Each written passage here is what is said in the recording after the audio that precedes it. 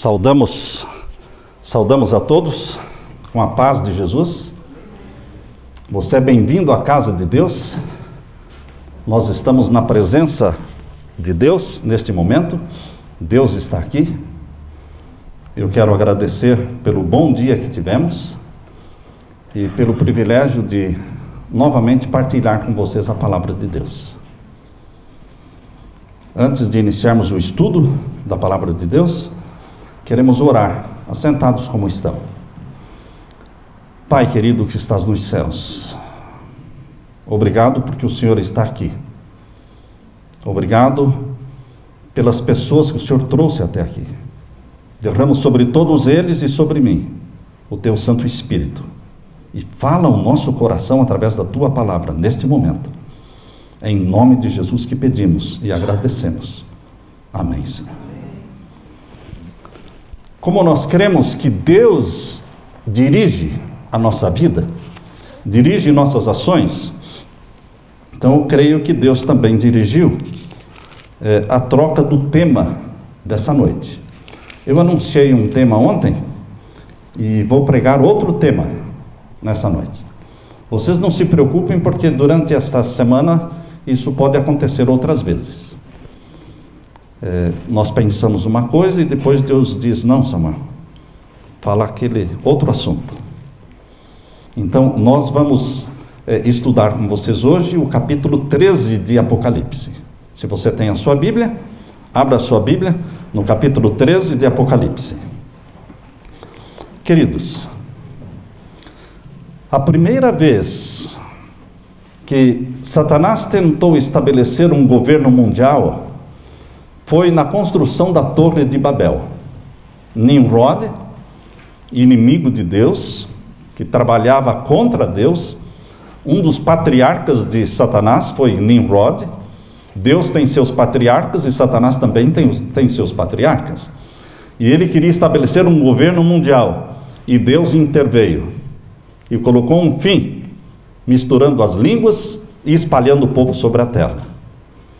Vocês sabem que Deus tem um plano de governo mundial, e nós queremos falar sobre esse plano divino hoje.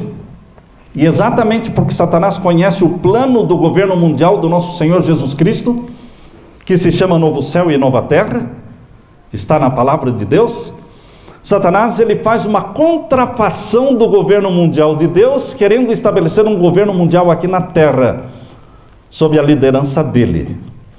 E esse governo mundial está revelado na profecia. Há 2000 anos atrás, Deus escreveu aqui através de João, lá na ilha de Patmos, quando ele recebeu as revelações do Apocalipse, ele escreveu aqui no capítulo 13, a parceria entre dois poderes mundiais. Dois poderes que se uniriam, que formariam uma parceria, uma sociedade para o domínio mundial. Muitos chamam isso de teoria da conspiração. Eu quero dizer para você que não é teoria, porque teoria é uma coisa que não se prova. Teoria é uma coisa que não se dá data, que não se dá nomes. Quando você dá nomes e datas e fatos, deixa de ser uma teoria, passa a ser fato, realidade.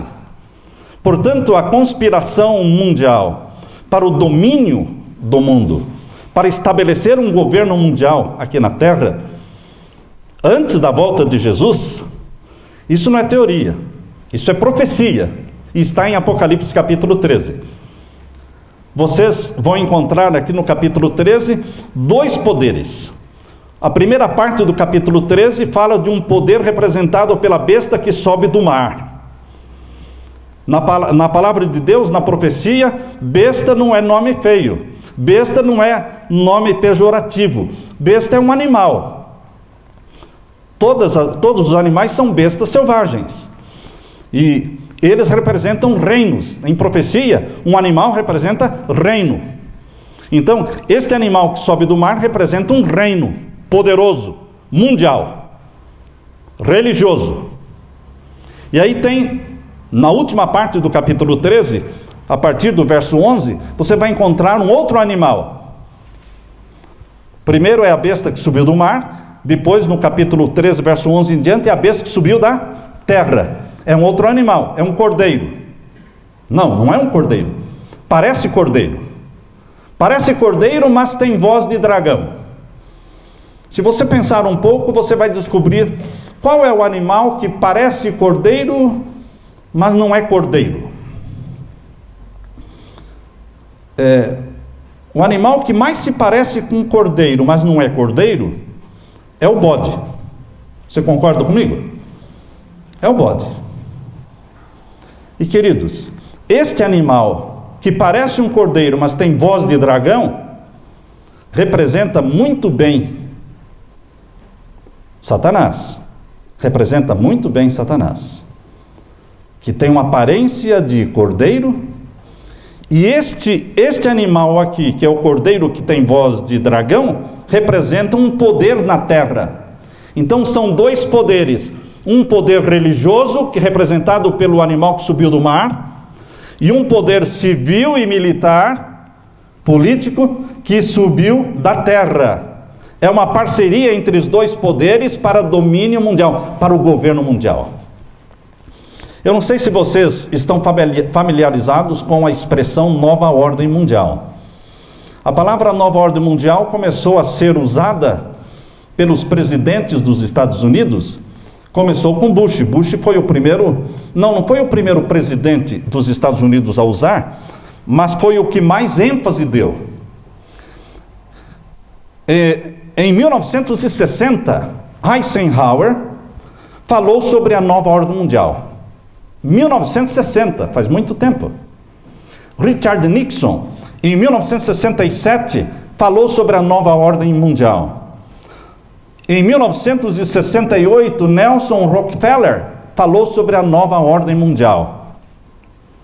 Então não era qualquer um que estava falando sobre a nova ordem mundial. Eram os homens poderosos da terra falando sobre a nova ordem mundial. Não era uma invenção. Richard Nixon falou novamente sobre a nova ordem mundial em 1972, quando ele visitou a China, ele falou sobre a nova ordem mundial. A ONU falou abertamente sobre a nova ordem mundial no ano de 1974. O Congresso dos Estados Unidos, 32 senadores e mais 32 senadores, mais 95 deputados, eles assinaram uma declaração, um documento em 1975, apoiando a nova ordem mundial. 1975. Em 1976, o Clube de Roma falou sobre a nova ordem mundial. 1979, o senador Barry Goldwater, um republicano, falou sobre a nova ordem mundial. 1988, Mikhail Gorbachev, presidente da União Soviética, falou sobre a nova ordem mundial. Em 1989, o presidente George Bush, pai, convidou a União Soviética para entrar para a nova ordem mundial. Tudo isso que eu estou dando para vocês, eu tenho referências e tenho fontes para provar. Não são datas inventadas pelo pastor Samuel. São datas que foram tiradas de documentos, de livros, enfim. Em 1990, no mês de setembro de 1990, Bush, o pai, falou sobre a guerra do Golfo como sendo uma oportunidade para se criar a nova ordem mundial. No mês de outubro de 1990, o Bush, pai, falou sobre a nova ordem mundial diante da ONU, uma reunião da ONU.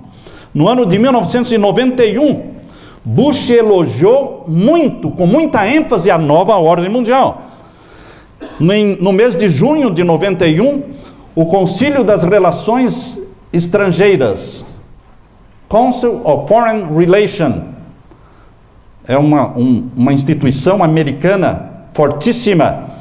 Em 1991, o Conselho das Relações Estrangeiras falou abertamente sobre a nova ordem mundial. Em 1991, no mês de outubro, Mikhail Gorbachev novamente voltou a falar sobre a nova ordem mundial. Henry Kissinger, em 1993, falou sobre a nova ordem mundial. Em 1996, a ONU apresentou um documento de 420 páginas sobre a nova ordem mundial. Queridos, isso não é teoria, isso é fato. Nova ordem mundial, os presidentes do Brasil estão falando sobre nova ordem mundial. Outros presidentes de outros países falam. Nova ordem mundial é um tema que está presente nos jornais hoje. Os papas começaram a falar sobre nova ordem mundial. Queridos, nós estamos hoje para estudar com vocês sobre a nova ordem mundial planejada por Satanás e que já foi revelada por Deus, porque Deus revela para os seus filhos aquilo que há de acontecer. As profecias da Bíblia são dadas não para matar a curiosidade dos curiosos. As profecias da Bíblia são dadas para que estudemos e, quando acontecer, creiamos que Deus é Deus e conhece o fim desde o princípio e fortaleça a nossa fé, porque Deus fala e se cumpre. Então, há 2000 anos, Deus falou através do profeta João que haveria uma nova ordem mundial, um governo mundial na Terra, liderado por dois poderes, um poder religioso e um poder político. A primeira tentativa de se criar um governo mundial, não estou falando da Torre de Babel, tempo de Nimrod, agora, a primeira tentativa moderna de se criar a nova ordem mundial, o governo mundial, foi a Liga das Nações, criada em 1920.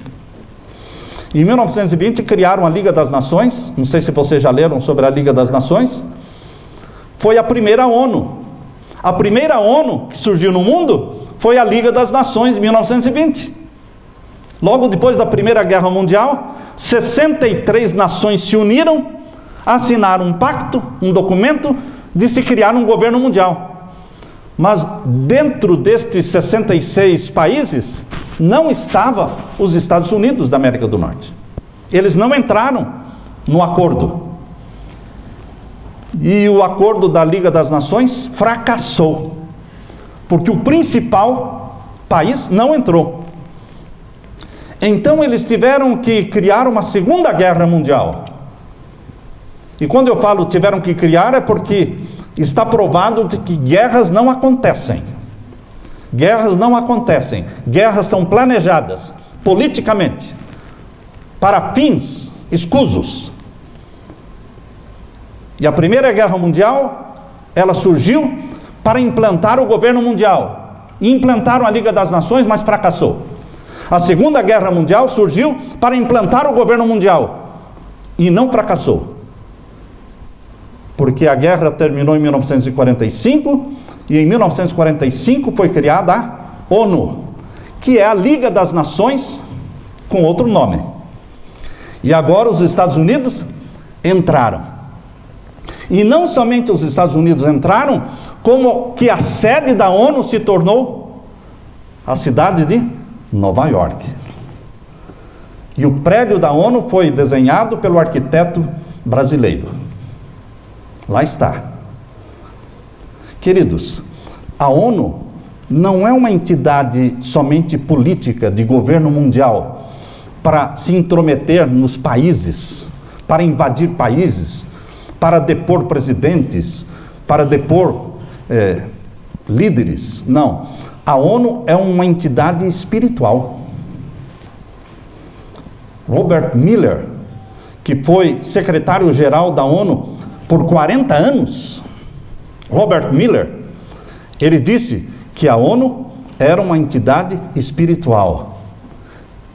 Ele cria, sim, num governo mundial liderado espiritualmente. Agora, queridos, quando nós vamos ler o Apocalipse capítulo 13, agora volte os seus olhos para Apocalipse 13, nós descobrimos que Deus está nos contando, está nos revelando aquilo que há de acontecer, antes de acontecer. Será por quê que os Estados Unidos da América do Norte escolheram como selo da nação americana? A nação americana tem um selo. A África do Sul deve ter um selo também. E o selo da nação norte-americana é uma pirâmide inacabada. Vocês já viram atrás da nota de dólar, a nota de $1, existe ali o selo, o grande selo dos Estados Unidos, que é uma pirâmide que não tem o topo dela, ela está inacabada. Esta pirâmide, ela vai só se completar, ela será acabada quando a nova ordem mundial for implantada. Então a pirâmide estará completa. Por enquanto, lá em cima da pirâmide inacabada existe um olho, que é chamado de o olho que tudo vê. Mas nós sabemos que este olho é o olho de Lúcifer. É quem lidera a nova ordem mundial. No pé da pirâmide inacabada, tem uma frase em latim, bem embaixo no pé. E a frase é, Novus Ordum Seclorum. Novus Ordum Seclorum. Que quer dizer nova ordem secular. Nova ordem mundial. Foi no ano de 1792 que o Congresso americano votou escolher este selo como sendo o selo da nação americana. Com esta frase, nova ordem mundial. Então não é de hoje, irmãos. Não é uma teoria que surgiu ontem. Não, é um alvo, é um propósito que eles estão perseguindo já desde que a nação foi fundada. A independência dos Estados Unidos foi em 1776.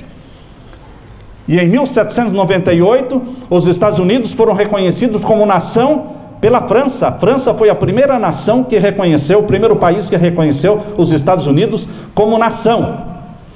Foi em 1798. E eles já tinham o selo da nova ordem mundial. A nota de dólar não tinha este selo. Foi introduzido em 1935. No governo de Franklin Delano Roosevelt, eles colocaram na nota de dólar o selo dos Estados Unidos. São fatos. Agora vejam, queridos, esse poder que surgiu do mar, vamos ler aqui o capítulo 13, verso 1 em diante. E eu me pus sobre a areia do mar, e vi do mar subir do mar uma besta, ou seja, um animal, que tinha 7 cabeças e 10 chifres, e sobre os seus chifres 10 diademas, e sobre as suas cabeças um nome de blasfêmia. E a besta que vi era semelhante ao leopardo, mas não era leopardo, mas tinha alguma coisa de leopardo nela. E os seus pés eram como de urso, não era urso, mas tinha alguma coisinha de urso no animal.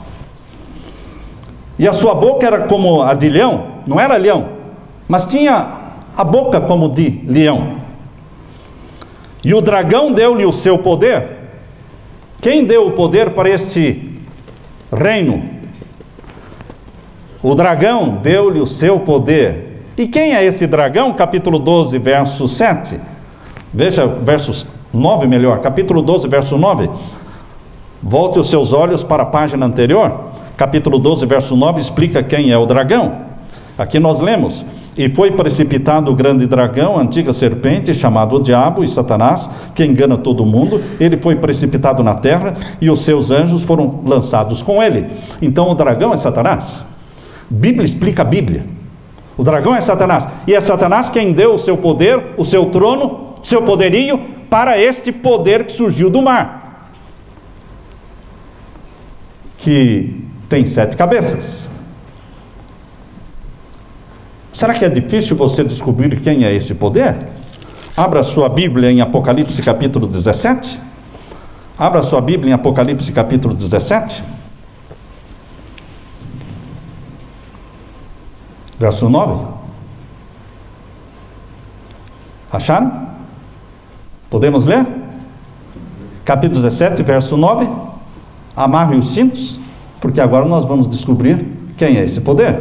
Porque a Bíblia dá a profecia e a Bíblia explica a profecia. Pastor Samuel não explica a profecia. Eu somente deixo que a Bíblia explique. E aqui diz no capítulo 17, verso 9, aqui há sentido, quem tem sabedoria. As 7 cabeças são 7 montes, sobre os quais a mulher está assentada. Qual é a cidade dos 7 montes? O que os historiadores, não adventistas, historiadores não cristãos, historiadores ateus, historiadores da história universal, quem eles indicam como sendo a cidade dos 7 montes no planeta Terra? Roma. Nós não inventamos isso. Se você pegar a Bíblia Jerusalém,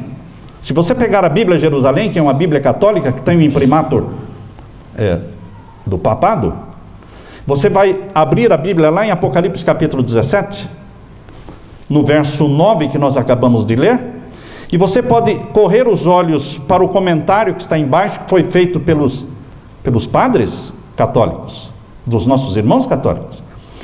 E eles comentam o verso 9 dizendo que os 7 montes do capítulo 17, verso 9, são os 7 montes de Roma. Onde está escrito isso? Na Bíblia? Jerusalém. Foi imprimatur. Queridos, voltando agora para o capítulo 13. Volto para o capítulo 13. Nós amamos os nossos irmãos católicos.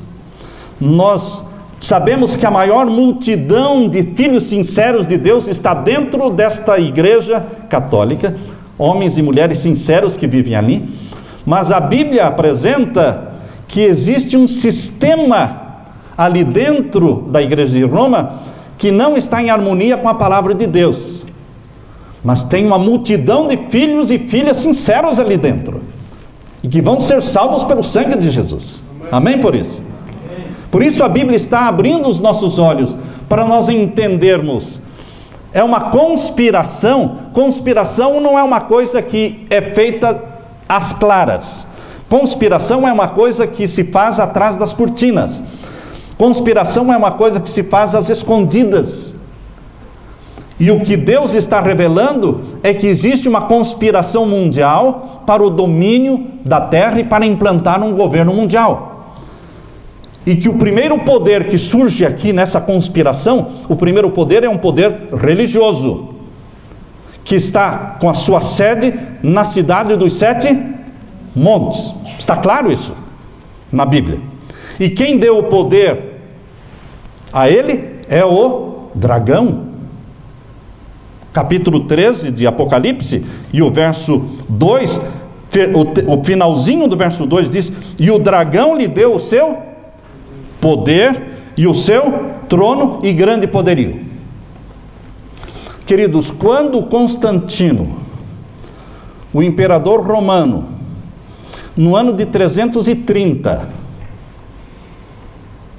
transferiu a capital do seu império, Império Romano, ele transferiu a capital do império de Roma para Constantinopla, lá na Ásia Menor, que hoje eles chamam de Istambul, a cidade de Istambul, que fica na Turquia, era a cidade de Constantinopla, que Constantino fez como sendo a capital do Império Romano.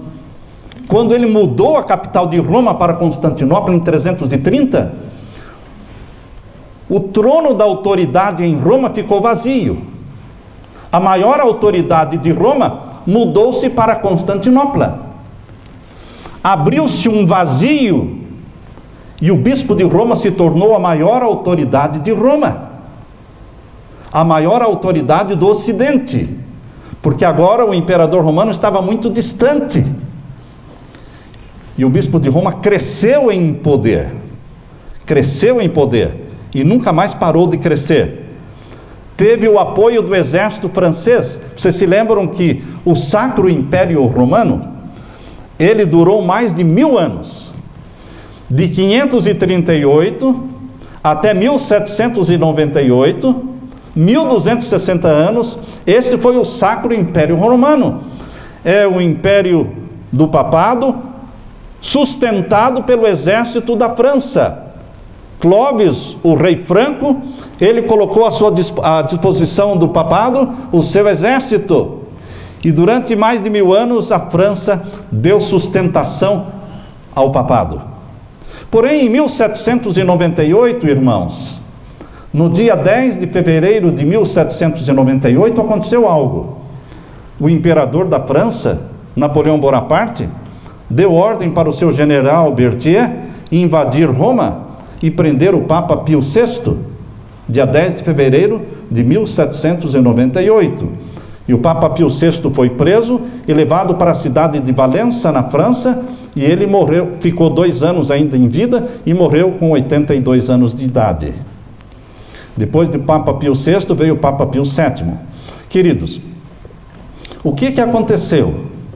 Houve uma ferida mortal contra o papado. E essa ferida mortal, que aconteceu em 1798, já tinha sido revelada na profecia há 2000 anos atrás. Vejam aí o capítulo 13 agora e o verso 3. Capítulo 13, verso 3. E vi uma das suas cabeças como que ferida de morte. Queridos, quantos montes tem em Roma? 7, não é? Quantos montes foram feridos? Quantos montes foram feridos? Quantos? 1. As 7 cabeças são 7 montes. E vi uma das suas cabeças sendo ferida de morte. Um dos montes é o monte onde está o Vaticano. Foi ferido de morte, porque o Papa foi preso e foi levado para a França. Todo mundo achava que o papado deixaria de existir para sempre. Mas não, irmãos. A profecia que escreveu a história antes da história existir, porque Deus conhece o fim desde o princípio, isso para fortalecer a tua fé e a minha fé, para saber que Deus é Deus, e Deus tem o controle das nações e o destino das nações em suas mãos. Esse é o Deus da Bíblia, o Deus de Abraão, de Isaac e de Jacó. Por isso ele contou a história antes da história ser escrita. Por isso aqui diz, queridos, no capítulo 13, verso 3, vi uma das suas cabeças como ferida de morte, mas a sua chaga mortal foi curada. O monte do Vaticano, que foi atingido mortalmente com a prisão do Papa Pio VI, essa ferida foi curada. Não foi curada em 2 dias, em 3 dias, porque a ferida foi feita em 1798 e só começou a ser curada em 1929. No dia 11 de fevereiro de 1929, foi assinado o Tratado de Latrão. O Tratado de Latrão foi assinado entre o Vaticano e Benito Mussolini, que era o primeiro-ministro da Itália. Queridos, esse tratado devolvia o poder político para o Vaticano. Devolvia ao Vaticano o poder de ser um Estado novamente, um país. Foi em 1929, começou a cura da ferida mortal. Estão vendo aqui? Verso 3, vi uma das suas cabeças como ferida de morte, e a sua chaga mortal foi curada. E toda a terra se maravilhou após este poder. Estão lendo comigo na Bíblia? O crescimento do poder papal foi ascendente. Através do Papa Pio XI, em 1929, quando foi assinado o Tratado de Latrão, o Papa era Papa Pio XI. Depois, com Papa Pio XII, João XXIII, Paulo VI, João XXIII, Paulo VI, João Paulo I, João Paulo II e Benedito XVI, e agora Papa Francisco. Queridos, o poder papal só foi em ascendência, assustadoramente ganhando popularidade, e agora alcançou uma popularidade que todos nós temos que concordar. O Papa Francisco é uma pessoa amado por todos, amável, sorridente, amigo dos pobres. Queridos, o mundo está boquiaberto e admirado com o carisma e com o poder do Papa Francisco. Todos acharam que quando o Papa João Paulo II morreu, não surgiria nunca um Papa tão bem amado e bem visto no mundo como João Paulo II. Queridos, o Papa Francisco, ele já ultrapassou em 10 vezes o carisma do João Paulo II. Ele já reuniu o mundo em torno de si mesmo. Ele já reuniu os líderes religiosos do mundo. Ele já reuniu os líderes políticos do mundo. Ele já reuniu em torno de si os artistas de Hollywood. Ele já reuniu em torno de si o CEO da Google, o CEO da Apple. Todos estes estão todos unidos. O governo mundial, queridos, que é o sonho dos Estados Unidos, que está presente no selo dos Estados Unidos, Novus Ordem Seclorum. Este sonho, ele está se tornando o quê? Realidade. Agora vejam, queridos, o capítulo 13 e o verso 11. Vi subir da terra outra besta, e tinha 2 chifres semelhantes aos de um cordeiro. Mas não era cordeiro, irmãos. O país na terra que parece cordeiro porque surgiu de forma protestante, surgiu de forma bondosa. Os Estados Unidos surgiram sem guerra, irmãos. Os Estados Unidos surgiram sem guerra. Os Estados Unidos, a Nova Inglaterra, os Estados Unidos, foi colonizada por peregrinos que vieram fugindo da Europa e colonizaram. Eles não tiveram que fazer uma guerra para morar ali. Só tinham os índios ali. Então surgiu com a Bíblia, com a liberdade religiosa, com a liberdade civil, criaram um país sem rei e um país sem papa. Um país sem rei e sem papa, porque eles queriam um país livre. E a palavra mais importante nos Estados Unidos e mais falada é freedom, liberdade. Liberdade. E queridos, por isso diz, parece cordeiro, parece que ajuda o mundo todo, mas não ajuda. Só parece que ajuda. Aqui diz, parece cordeiro, mas fala como dragão. E quem é o dragão em Apocalipse capítulo 12, verso 9? Satanás. Há um poder satânico falando pela boca dos presidentes dos Estados Unidos. Há um poder satânico. E esse poder satânico se manifestou de uma forma majestosa agora no último governo, presidente Obama. Abolindo princípios da palavra de Deus, introduzindo coisas que vão contra a palavra de Deus, legalizando o casamento gay, legalizando aborto. Queridos, aqui diz no verso 12 que este poder, representado pelo cordeiro que fala como dragão, para que você entenda melhor como é que pode ser um cordeiro que fala como dragão, a voz da nação é a Casa Branca, certo, irmãos? A voz da nação é a Casa Branca, nos Estados Unidos. É ali que nós podemos ouvir a voz da nação falando. Saibam que a cidade de Washington, ela foi construída por arquitetos maçons, Freemasons, e todas as grandes avenidas de Washington são em forma de esquadro e compasso. Vocês têm uma loja maçônica logo aqui, em frente à igreja, e vocês veem o símbolo ali, o esquadro e o compasso. Todas as grandes avenidas de Washington, D.C., são em forma de esquadro e compasso. É só vocês pegarem uma fotografia aérea da cidade de Washington, você vai ver. Só que as avenidas que circundam a Casa Branca, tem várias avenidas, grandes avenidas circundando a Casa Branca, não são em forma de espaço, de esquadro e compasso. Elas formam uma estrela de 5 pontas. A estrela de 5 pontas está bem em cima da Casa Branca. A estrela de 5 pontas, quando está com a ponta virada para cima, representa magia branca. A estrela de 5 pontas, quando está com aquela ponta virada para baixo, representa magia negra. A estrela que está bem em cima da Casa Branca é uma estrela de 5 pontas com a ponta para baixo. E aquela ponta de baixo, o bico dela cai bem em cima da Casa Branca. Representa a cabeça do bode. A cabeça do bode. O governo americano, desde o primeiro presidente americano, George Washington, era Freemason, maçom. Obama é maçom. George Bush é maçom. Clinton é maçom.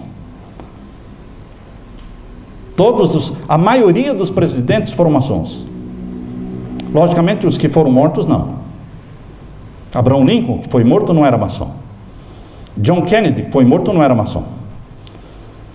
E para que vocês saibam, Ronald Reagan, quando ele foi, atiraram nele para matá-lo, ele também não era maçom.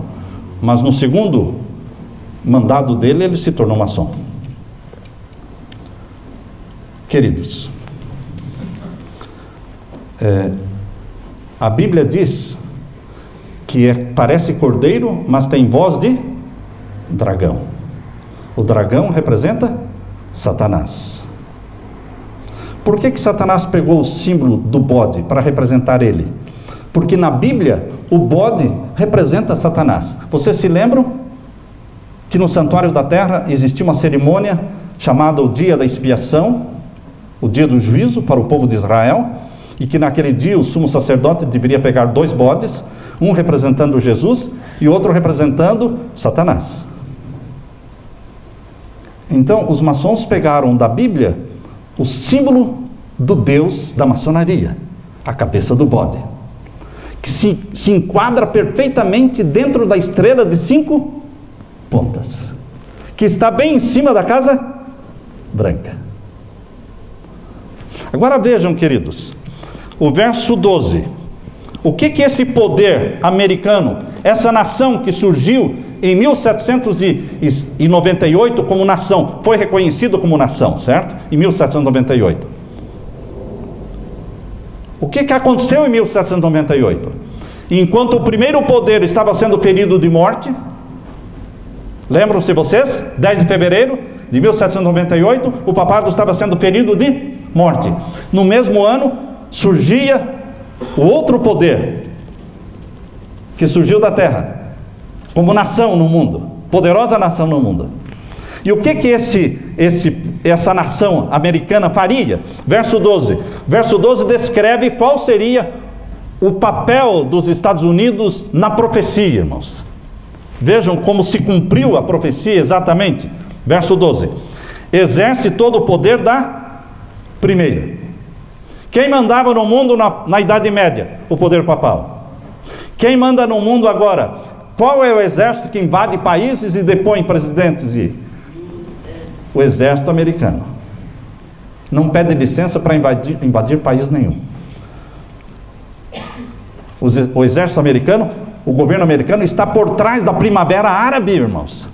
Não foi por acaso que houve uma guerra em Afeganistão, não foi por acaso que Saddam Hussein foi morto, não foi por acaso que houve uma revolução no Egito, não foi por acaso que houve uma revolução na Líbia, derrubando Omar Gaddafi, não é por acaso que Síria está sendo destruída para derrubar o presidente de lá. Não é por acaso. Existe um poder chamado Estados Unidos, da América do Norte, trabalhando por trás, para derrubar os poderes que contrariam o governo mundial. Qual seria o papel desse poder? Verso 12. Exerce todo o poder da primeira, na sua presença, e faz que a terra e os que nela habitam adorem a primeira besta, cuja ferida mortal fora curada. A ferida mortal seria curada com a ajuda dos Estados Unidos. Quem ajudou a curar a ferida mortal? Os Estados Unidos. Queridos, quando os presidentes americanos viajam para o Vaticano para pedir eles são eleitos, e eles colocam na agenda viajar ao Vaticano pedir a bênção. Eles estão enaltecendo diante do mundo o poder papal, ajudando a curar a ferida mortal. Quando George Bush convidou o Papa Bento XVI para vir na Casa Branca em 2008, comemorar o seu aniversário na Casa Branca, lembram-se? Um aniversário do Papa Bento XVI na Casa Branca, com 9.000 convidados, e o mundo fotografou e filmou e mostrou para o mundo todo a união do presidente e do Papa Bento XVI na Casa Branca, naquela festa de aniversário. Isso estava mostrando para o mundo todo que a ferida mortal estava sendo curada, e o papado estava sendo exaltado. Agora, quando o Papa Francisco foi convidado para falar ao Congresso americano, irmãos,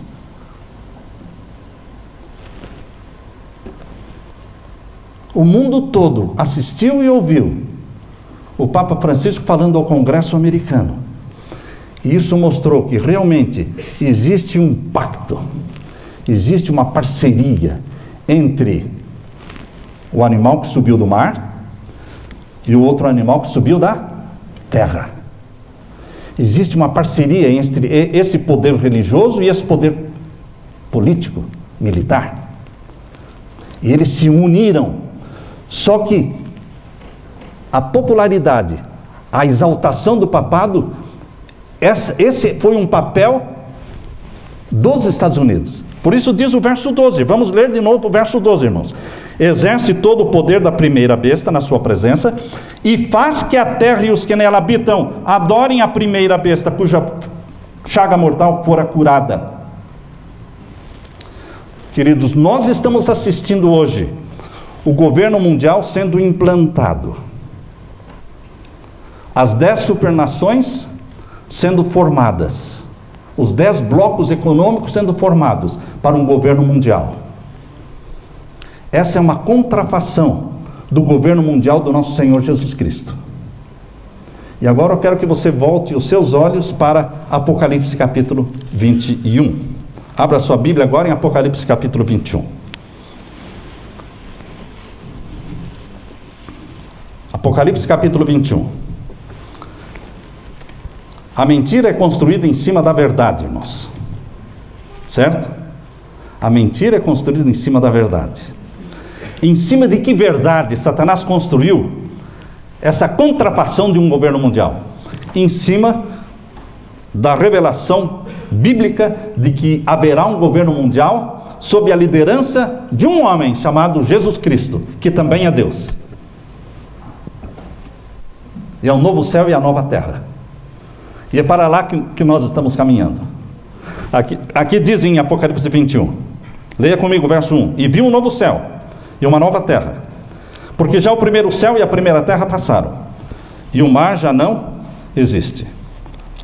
Assim como aqui na nova ordem mundial da terra, eles esperam uma vida de paz, de tranquilidade, que todo mundo vai viver bem, mas não vão viver bem, porque isso vai durar muito pouco tempo e será destruída, porque Jesus Cristo voltará.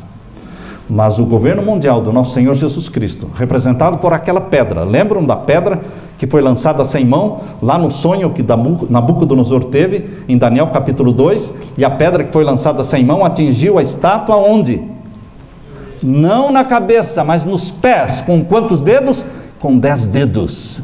Quando a pedra atingir a estátua nos pés com 10 dedos, é a implantação do reino eterno do nosso Senhor Jesus Cristo, o governo mundial do nosso Senhor Jesus Cristo. E aqui descreve como vai ser esse governo, irmãos.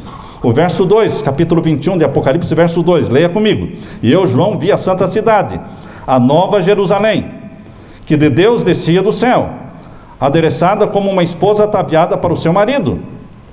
E ouvi uma grande voz do céu que dizia: eis aqui o tabernáculo de Deus. Jerusalém, a nova Jerusalém que desce do céu, é chamada de tabernáculo de Deus, porque Deus vai habitar conosco na nova Jerusalém. A nova Jerusalém é a casa de Deus, é o tabernáculo de Deus, é o santuário de Deus. É ali que estará o trono de Deus, é ali que nós vamos adorar a Deus, de sábado em sábado, conforme Isaías 66. Verso 22 e 23, diz que de uma lua nova a outra lua nova, de um sábado ao outro, toda a carne virá adorar perante Deus. Aonde? Na Nova Jerusalém, porque ali é a casa de Deus. Nós vamos viver em toda a extensão da nova terra, irmãos. Nós vamos espalhar nossas mansões, nossas residências, nossas chácaras, nossas fazendas, não é? Nós vamos espalhar por toda a extensão da terra. Mas no centro da terra está lá a Nova Jerusalém, a casa do nosso Deus, para onde viremos uma vez por mês, de lua nova em lua nova, e uma vez por semana, de sábado em sábado, adorar a Deus. Por isso diz aqui, é o tabernáculo de Deus com os homens. Verso 3, né? Eis aqui o tabernáculo de Deus com os homens, pois com eles habitará, e eles serão o seu povo, e o mesmo Deus estará com eles, e será o seu Deus. E o verso 4, Deus limpará dos seus olhos toda lágrima, e não haverá mais morte, nem pranto, nem clamor, nem dor, porque já as primeiras coisas são passadas. Quando Deus descer do céu, com a Nova Jerusalém, e com todos os salvos dentro dela, queridos, Deus enxugará dos nossos olhos toda lágrima, porque aí, no final dos 1000 anos, quando a Nova Jerusalém descer do céu, será a ressurreição dos ímpios, que vão cercar a Nova Jerusalém. A Bíblia diz em Apocalipse capítulo 20, abra sua Bíblia aí, no capítulo 20 de Apocalipse, capítulo 20 de Apocalipse, e o verso 9, capítulo 20, verso 9. E subiram sobre a largura da terra. Está falando dos ímpios que ressuscitaram no final dos 1000 anos. Eles subiram sobre a largura da terra e cercaram o arraial dos santos e a cidade amada. Mas desceu fogo do céu e os devorou. E o diabo que os enganava foi lançado no lago de fogo e enxofre, onde está a besta e o falso profeta. E de dia e de noite serão atormentados para todo sempre. Queridos, quando a Nova Jerusalém descer do céu no final dos 1000 anos, os ímpios ressuscitam e, comandados por Satanás, vão cercar a Nova Jerusalém, mas não vão conquistar. Descerá fogo do céu e os consumirá. E então surge um novo céu e uma nova terra, tendo como capital a Nova Jerusalém. E a terra toda será dividida em 12 tribos. Será por que Satanás quer dividir o planeta Terra em 10 reinos? 10 reinos, 10 supernações, porque o governo do nosso Senhor Jesus Cristo dividirá a terra em 12 nações, em 12 tribos. As tribos de Israel terão os seus próprios nomes, identificando cada uma das tribos da nova terra. Por isso diz aqui no capítulo 21, irmãos, capítulo 21 e o verso 12, vejam aí o verso 12, leiam comigo. E tinha um grande alto muro a cidade, com 12 portas, e nas portas, que são 12 anjos, e os nomes escritos sobre elas, que são os nomes das 12 tribos de Israel. Por que numa porta tem o nome de Judá? Porque todos os que se enquadrarem dentro da tribo de Judá, entrarão pela porta, pelo portão de Judá. Issacar, Zebulon, Naftali, todos nós vamos entrar por um portão. Serão 12 portões na Nova Jerusalém. E a terra estará dividida em 12 tribos. O Israel do Antigo Testamento, quando acampava no deserto, eles acampavam em 12 tribos, cada tribo debaixo da sua bandeira, lembram? E todas as 12 tribos estavam ao redor do tabernáculo. Era uma miniatura do que vai ser na nova terra. O tabernáculo de Deus no centro e as 12 tribos espalhadas pela face da terra. E vamos adorar a Deus no tabernáculo de Deus, que é a Nova Jerusalém, que está no céu, mas vai descer do céu no final dos 1000 anos. Por isso tem 12 portas, com o nome das 12 tribos. Deus vai colocar você em alguma tribo? Certamente, não é? E o que mais diz aqui? O verso 13. Da banda do levante tinha 3 portas, da banda do norte 3 portas, da banda do sul 3 portas, da banda do poente 3 portas. E o muro da cidade tinha 12 fundamentos.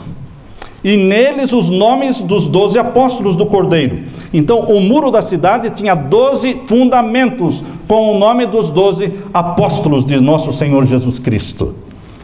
E aquele que falava comigo tinha uma cana de ouro, para medir a cidade e as suas portas e o seu muro. E a cidade estava situada em quadrado, a cidade era quadrada, irmãos. E aqui diz, o seu comprimento era tanto quanto a sua largura. E mediu a cidade com a cana até 12.000 estádios.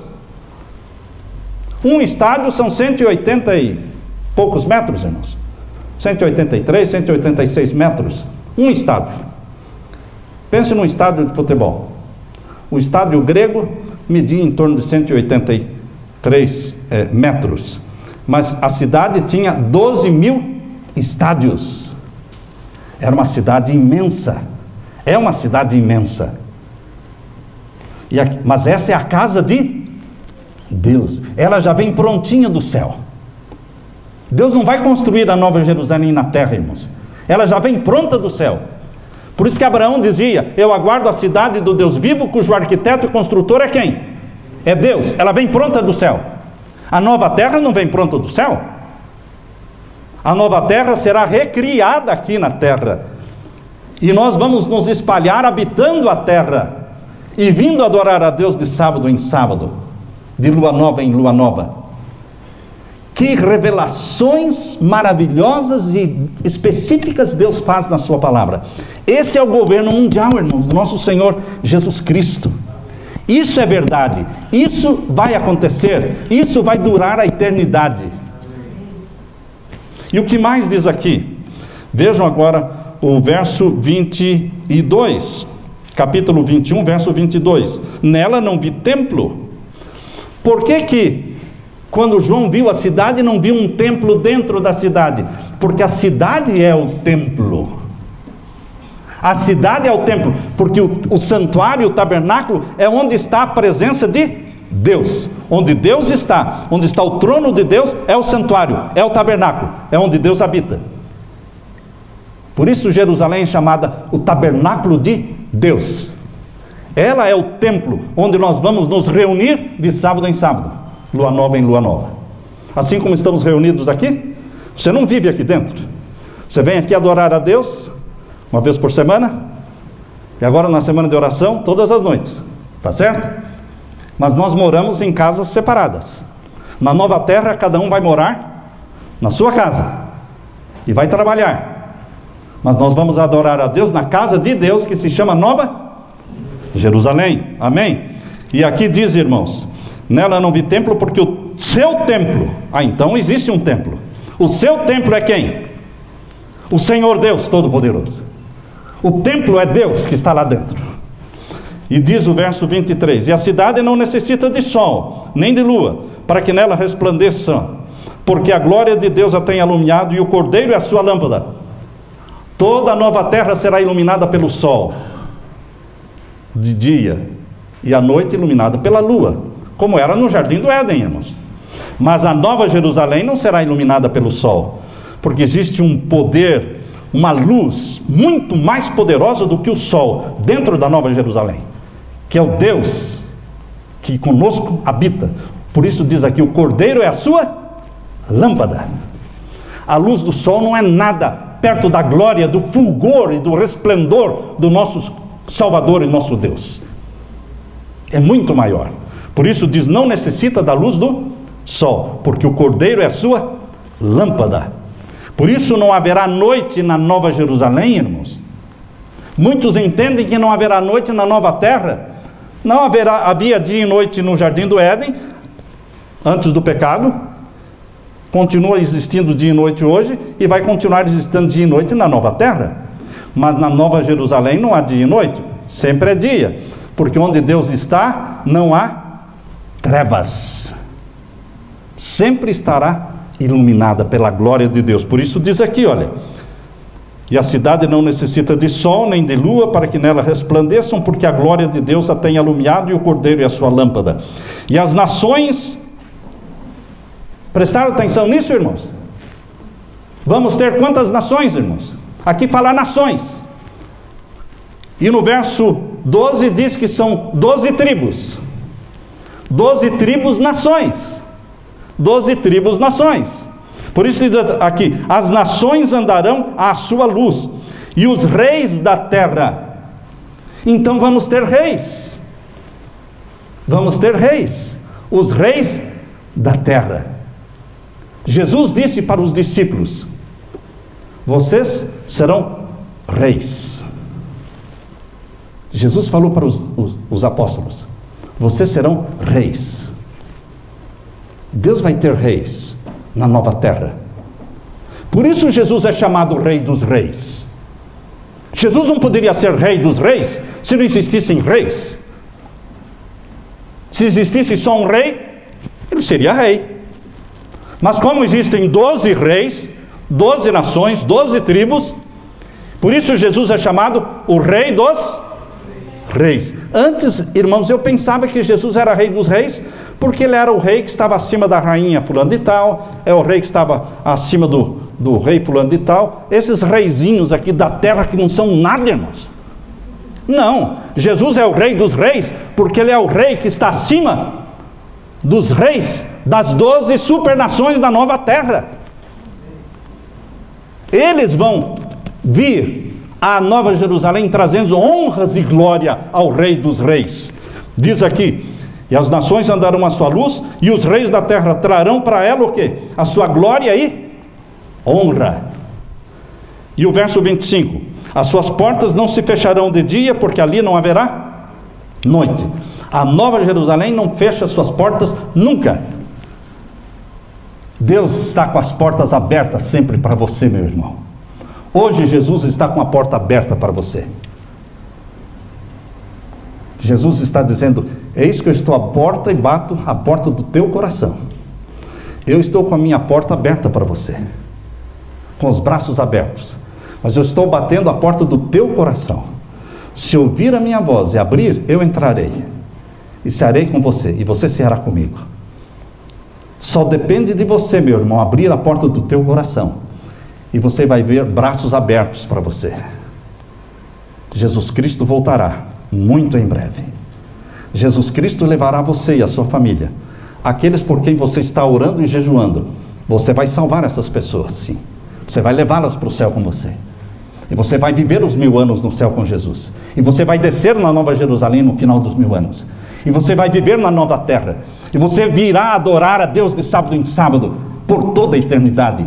Este é o governo mundial, a nova ordem mundial do meu Senhor Jesus Cristo, eternamente. Eu dou glória a Jesus por esta bendita esperança que me dá ânimo para viver e continuar lutando até chegar lá. Amém, irmãos? Esse é o desafio que eu faço para você. Não desista, meu irmão. A Nova Jerusalém espera por você. Os braços de Jesus estão abertos. Que a graça do meu Senhor Jesus encha o seu coração e conforte a tua vida. Amém? Amém. Bendito seja Deus.